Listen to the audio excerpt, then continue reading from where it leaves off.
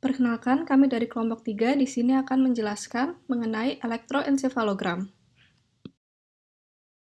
Berikut merupakan konten yang akan kami bahas. Yang pertama, Introduction and the Brain, Overview and Functions of the Brain.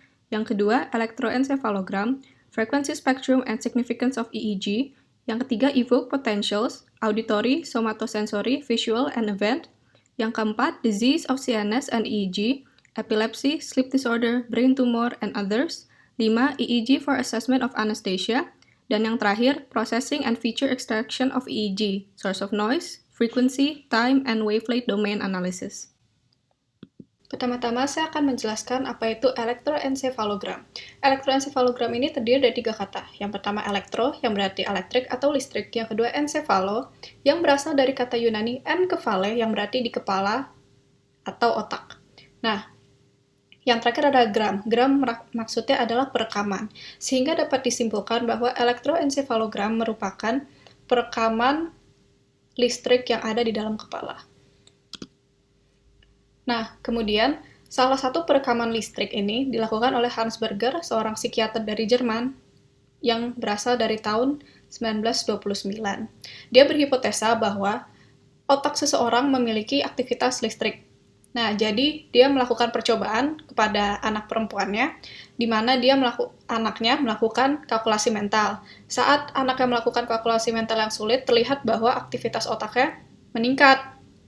Sehingga dia menyimpulkan bahwa pola gelombang yang diobservasi itu merefleksikan tingkat kedalaman otak itu berpikir. Nah, kemudian untuk otak itu sendiri merupakan central nervous system. Jadi dia memonitor seluruh hal yang terjadi dalam tubuh, mau yang disadari ataupun tidak, dan dia juga merupakan pusat untuk berpikir. Nah, di sini terlihat di gambar bahwa di bagian abu-abu itu merupakan outside shell dari nerve cell yang melakukan proses sinyal. Nah, di bagian putih adalah nerve axon yang terkait dengan cortex, batang otak, dan peripheral motor dan sensory unit. Nah, bagian putih dan abu-abu ini memiliki jaringan yang mengkoneksikan mereka untuk menyangga mereka. Nah, otak memiliki fungsinya masing-masing tergantung dari bagian-bagiannya. Yang pertama ada cerebrum. Nah, cerebrum itu merupakan keseluruhan dari otak. Nah, untuk bagian kiri, dia berfungsi untuk mengatur perkataan, membaca, menulis, berpikir logis, dan mengatur bagian kanan tubuh. Sedangkan yang bagian kanan itu mengatur sisi seni, kreativitas, dan bagian kiri tubuh. Nah, kemudian cerebrum ini dibagi lagi menjadi 5 bagian. Yang pertama ada frontal lobe di bagian depan. Dia mengontrol speech, pikiran, emosi, problem solving, dan gerakan yang membutuhkan skill seperti menari. Nah, kemudian ada parietal lobe, dia bagian otak belakang atas. Dia mengidentifikasi dan menginterpretasi sensasi-sensasi seperti sentuhan, temperatur, dan rasa sakit. Kemudian ada occipital lobe, dia bagian belakang bawah, dia mengoleksi dan menginterpretasi gambar secara visual. Kemudian ada temporal lobe, dia di bagian kanan dan kiri occipital, dia memproses pendengaran dan memori untuk cerita. Nah, kemudian ada cerebellum. Nah, cerebellum ini dia mengatur postur serta mengatur keseimbangan kita.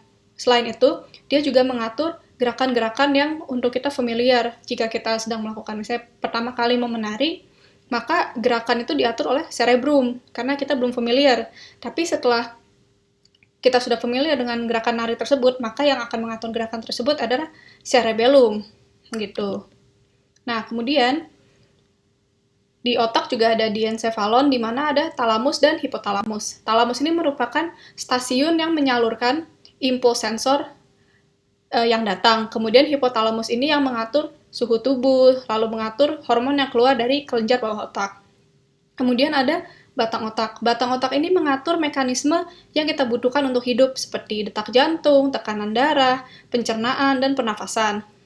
Dan hal-hal lain yang tidak kita sadari, seperti menelan atau bersin, gitu. Nah, kemudian ada tulang belakang. Tulang belakang ini dia menerima impuls dan meneruskannya ke area target atau organ yang membutuhkannya. Nah, Selain itu, dia juga menerima signal dari peripheral nervous system dan meneruskannya ke otak. Kemudian, ada membran yang melindungi otak bernama meningis. Nah, meskipun meningis ini melindungi otak, bukan berarti dia melindunginya secara 100%. Jika terjadi suatu kerusakan pada otak, akan tetap berdampak buruk. Apalagi jika terjadi kerusakan pada bagian-bagian khusus cerebrum. Jika bagian khusus cerebrum itu mengalami kerusakan, maka akan terjadi gangguan pada fungsi yang diatur oleh bagian cerebrum tersebut. Nah, kemudian electroencephalogram signal of the brain. Nah, EEG ini menggunakan elektroda sensitif yang ditaruh di kulit kepala. Nah, lalu mereka merekam sinyal listrik tersebut. Nah, meskipun begitu, sinyal yang didapatkan pasti teratenuasi oleh hal-hal seperti jaringan-jaringan, terus fluida yang ada, lalu tengkorak, kulit, yang semuanya memiliki impedansi yang kompleks. Nah, maka sinyal yang sudah didapatkan kemudian akan diamplifikasi untuk bisa membuat grafik antara potensial listrik dan waktu. Nah, biasanya untuk EEG menggunakan elektroda sebanyak 21. Nah, tapi bisa juga digunakan sebanyak 64 hingga 256 dengan amplifiernya berfrekuensi 0,1 hingga 100 Hz. Kemudian, saat dilakukan EEG, perlu dilakukan perbandingan aktivitas listrik di antara satu elektroda dengan elektroda yang lain, kemudian dibandingkan lagi dengan rekaman EEG yang sudah kita ketahui, rekaman EEG yang sudah memiliki gangguan, misalnya. Jadi, rekaman EEG pasien kita bandingkan dengan rekaman EEG seseorang yang memiliki epilepsi, misalnya. Jadi, kita bisa mendiagnosa. Nah, tapi kelemahan dari EEG ini adalah kita tidak tahu dari bagian mana otak sinyal itu datang. Jadi, untuk mengetahui hal tersebut, kita dapat menggunakan functional MRI. Nah, kemudian EEG ini memiliki spektrum frekuensi. Yang pertama ada alfa, 8-14 Hz. Ini biasanya ada di orang dewasa yang sedang dalam kondisi rileks, tapi dengan mata ketutup. Bisa juga dengan mata kebuka, tapi itu harus rileks yang sangat amat rileks, yang sangat ekstrim. Nah, kemudian ada beta, itu 14 hingga 50 Hz. Beta ini merupakan komponen penting untuk yang ada di dalam tidur yang baik, tidur yang sehat. Nah, kemudian ada delta, 0,5-4 Hz. Dia ada di dalam balita atau bayi dan orang dewasa yang sedang tidur. Nah, kemudian yang terakhir ada theta, 4 hingga 8 Hz. Dia ada di orang dewasa yang sedang istirahat atau tidur, tapi di anak-anak adanya saat mereka bangun. Nah, bagaimana cara EEG mengetahui nilai frekuensi? Nah, untuk sel, dia berjalan pada permukaan korteks. Nah, umumnya jarak dari frontal ke posterior itu 0,2 meter. Dan kecepatan propagasi untuk hal-hal biologis itu biasanya 5 meter per second. Sehingga dengan menggunakan rumus biasa kecepatan sama dengan jarak dibagi waktu, kita akan mendapatkan waktu untuk sel bergerak dari depan ke belakang adalah 0,04 second. Nah, tapi gelombang bergerak tidak hanya sekali saja, tapi dia bolak-balik. Sehingga ini dapat dimodelkan dengan standing wave. Dan untuk satu sinyal, kita bisa mendapatkan periode sebesar 0,08 second. Nah, dari situ kita bisa mendapatkan frekuensinya. Frekuensi sama dengan 1 per periode. Jika periodenya 0,08, maka didapatkan frekuensi sebesar 12,5 Hz. Nah, frekuensi ini berada di spektrum alfa. Dan untuk frekuensi-frekuensi lebih tinggi juga dapat dimodelkan dengan standing wave. Nah, tapi untuk frekuensi lebih rendah agak lebih susah untuk dimasukkan ke standing wave. Ini yang menjadi alasan kenapa frekuensi tinggi biasanya terekam lebih sinkron pada elektroda-elektroda dari EEG dibandingkan frekuensi rendah. Nah, kemudian, kenapa EEG itu penting? Nah, EEG itu penting karena kita dapat mendiagnosa beberapa kelainan yang ada di otak. Di sini saya akan menyebutkan 3. Yang pertama, kelainan saat tidur. Nah, pada saat REM sleep atau Rapid Eye Movement Sleep biasanya terdapat gelombang beta, dan pada tidur normal biasanya terdapat gelombang alfa yang sangat singkat yang namanya spindles. Nah, jika dua gelombang ini tidak ada atau ada tapi sangat singkat, biasanya terdapat kelainan pada tidur pasien ini. Nah, kemudian ada kelainan yang berhubungan dengan umur. Biasanya jangkauan umur tertentu memiliki gelombang spesifik juga. Jadi jika terdapat pasien yang memiliki kelainan gelombang pada rekaman EEG-nya, kemungkinan besar dia juga mempunyai kelainan pada otaknya. Nah, yang terakhir ada measure of consciousness. Biasanya pada frekuensi tinggi berarti pasien sedang dalam kondisi waspada atau sedang banyak pikiran. Jadi, mengakibatkan neuron-neuron itu bersifat lebih independen. Jadi mereka tidak sinkron satu sama lain, dan semakin dilihat rekamannya akan terlihat semakin kacau. Nah, untuk mengukur general electric activity ini dinamakan spontaneous activity. Ini merepresentasikan kondisi aktivitas otak yang kacau. Lanjut ke bagian 10.4, yaitu evoke potential. Nah, evoke potential atau EP ini adalah signal EEG yang terbentuk oleh stimuli eksternal seperti audio dan visual. EP ini dibagi menjadi 3, yaitu auditory, somatosensory, dan visual.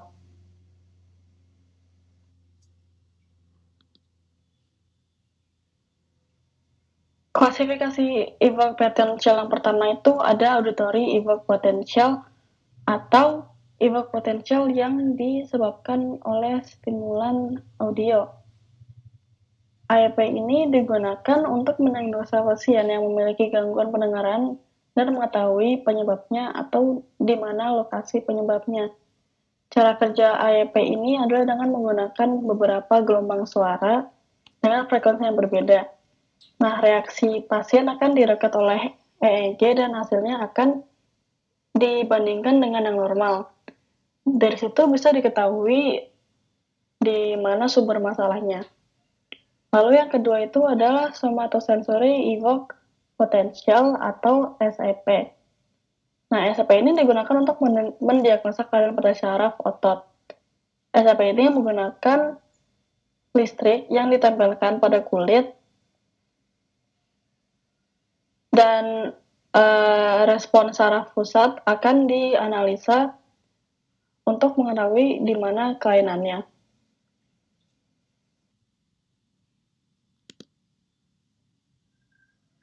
Yang ketiga adalah evoke potential oleh visual.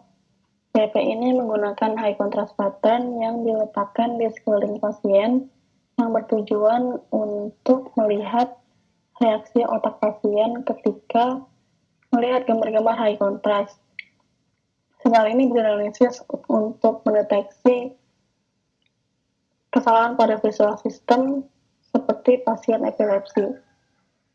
Bisa dilihat pada ilustrasi berikut adalah sebuah kepala pasien yang diletakkan EEG.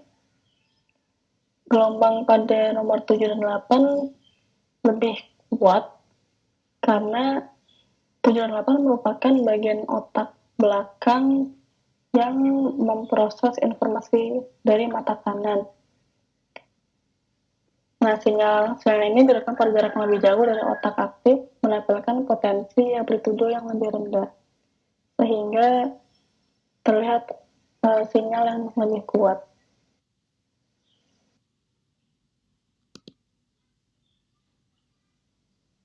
Lalu ada lagi yang namanya event related potential. Jadi ERP ini mirip dengan evoke potential biasa, tetapi tidak menggunakan satu stimulan saja. ERP ini menggunakan banyak stimulan yang digabungkan menjadi lingkungan. Lingkungan ini lalu akan menyebabkan reaksi psikologis pasien yang berdampak pada fisiologi. Nah, lingkungan ini dibuat tergantung pada bagian otak yang mana ingin dites.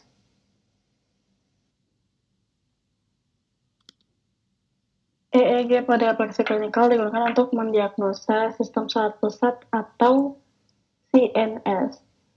Beberapa ada contoh penyakit yang bisa didiagnosa oleh EEG. Yang pertama ada epilepsi. Epilepsi itu adalah gangguan sistem saraf pusat akibat pola aktivitas listrik otak yang tidak normal.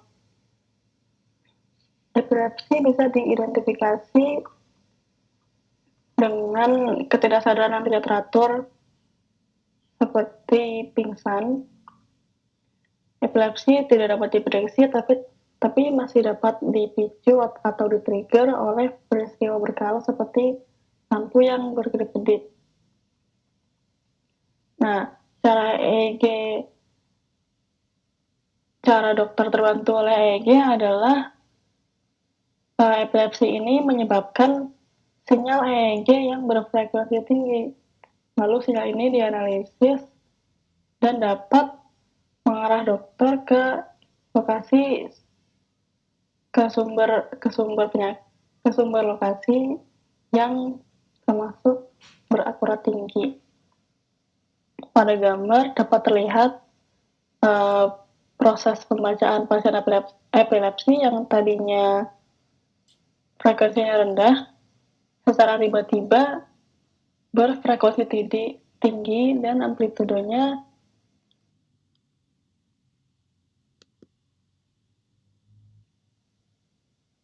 yang kedua ada sleep disorder atau gangguan tidur. Sinyal EEG digunakan karena hasilnya dapat dibedakan bagaimana yang normal dan tidak normal. Dengan hasil tersebut, dokter dapat menganalisis gangguan pada tidur karena sinyal normal dan subnormal terlihat beda. Seperti contoh pada gambar, relaksasi orang yang rileks dengan orang yang hanya istirahat dengan mata tertutup itu beda. Dan orang yang baru tidur dan sudah tidur beberapa jam juga beda.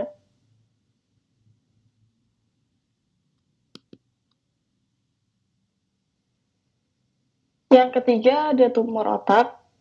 EEG di sini digunakan untuk deteksi dan identifikasi lokasi dari tumor tersebut. Karena keberadaan tumor tersebut dapat mengungkapkan sumber fokus dalam rekaman sinyal EEG. Lalu rekaman EEG ini dapat diidentifikasi karena penempatan elektroda yang spesifik. Alat ini juga digunakan untuk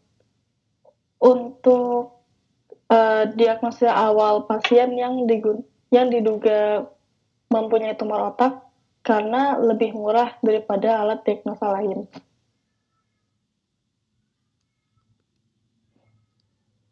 Lalu yang keempat ada meningitis, yaitu inflamasi atau pembengkakan pada selaput otak dan atau sumsum tulang belakang yang biasanya disebabkan oleh infeksi. Seperti tumor otak, infeksi ini akan menyebabkan perbedaan dalam record EEG yang dapat didiagnosa oleh dokter.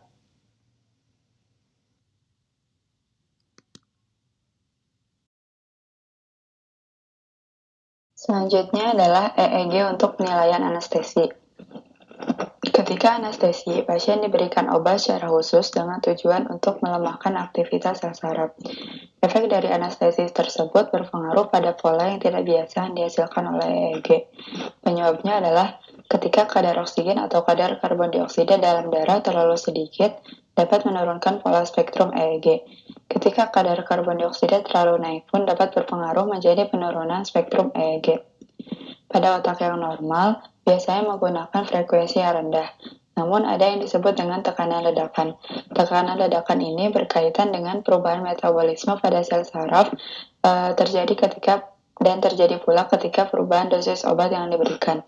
Tekanan ledakan pada sinyal EEG ini dapat menjadi pemantau apabila pasien tersebut mengalami kerusakan atau tidak, dan juga dapat menjadi penanda bahwa pasien tersebut mengalami mati otak atau tidak.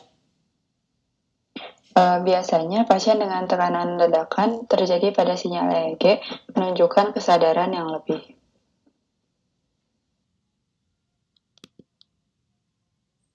Untuk pemrosesan dan fitur ekstraksi dari EEG. Yang pertama ada sumber noise EEG, yaitu kontraksi otot dan gerakan mata. Kenapa mata ini penting? Karena mata merupakan dipol yang besar sehingga menghasilkan sinyal yang besar juga. Untuk mencegahnya bisa digunakan elektroda referensi di hidung sehingga dapat membatalkan sinyal yang dihasilkan oleh mata. Lalu ada gerakan elektroda, baik itu disengaja maupun tidak disengaja. Lalu ada sifat suhu dependen.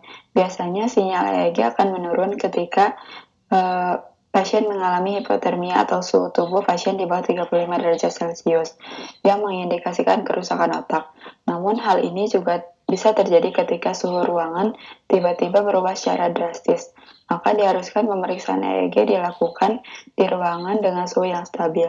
Selanjutnya, sumber noise itu ada antena bolak-balik yang melalui induksi, pergeseran atau pergerakan dari alat EEG oleh teknisi, tetesan air infus, gerakan dada ketika respirasi, dan ECG. Itu bisa menjadi sumber noise pada EEG. Dan yang kedua adalah analisis domain frekuensi. Pada EEG biasanya menggunakan transformasi Fourier untuk mengevaluasi daya dari frekuensi tertentu dalam spektra daya sinyal.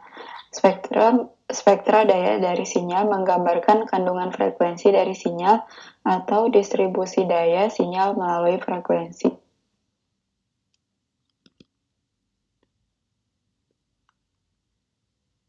Yang ketiga ada analisis domain waktu. Yang terbagi lagi menjadi 3 bagian, yaitu prediksi linear, analisis komponen, dan analisis coherence. Prediksi linear memberikan nilai taksiran yang sama dengan kombinasi linear dari nilai keluaran yang lampau dengan nilai masukan masa kini dan masa lampau. Lalu yang kedua adalah analisis komponen, yaitu metode tanpa pengawasan di mana kumpulan data dipetakan ke kumpulan fitur.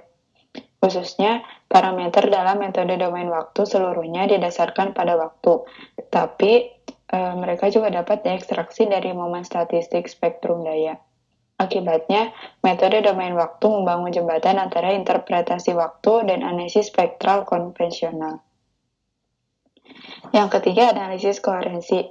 Ukuran koherensi antar saluran dapat mengungkapkan detail tentang efisiensi fungsi otak. Salah satu metode umum analisis sinkronisasi EEG dicapai dengan membandingkan rekaman elektroda di otak kiri dengan elektroda yang sesuai di otak kanan. Lalu yang keempat ada analisis domain wavelet. Teknik wavelet biasanya digunakan untuk mendeteksi pola bentuk gelombang yang diketahui terhadap sinyal noise background. Lalu aplikasi utama analisis wavelet adalah pemrosesan EEG dengan mendeteksi pola epilepsi.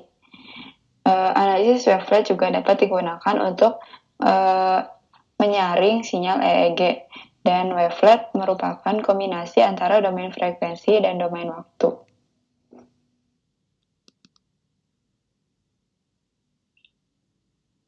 Kesimpulannya adalah EEG dapat ditandai dengan 4 rentang waktu frekuensi tertentu yang dapat membedakan aktivitas mental yang berbeda.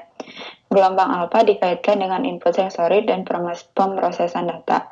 Frekuensi yang lebih tinggi dalam spektrum beta adalah karakteristik pemecahan masalah dan tugas yang kompleks. Frekuensi yang lebih rendah seperti delta dan gelombang theta lazim terjadi pada anak-anak dan selama masa istirahat atau tidur. Ada beberapa cara standar untuk memberikan tes yang dikalibrasi pada fungsi otak. Aplikasi diagnostik oleh EEG dapat menganalisis atau mendiagnosa epilepsi, pemantauan aktivitas otak pasien di bawah anestesi, menganalisis gangguan tidur, dan tes awal untuk mengidentifikasi tumor otak yang dicurigai.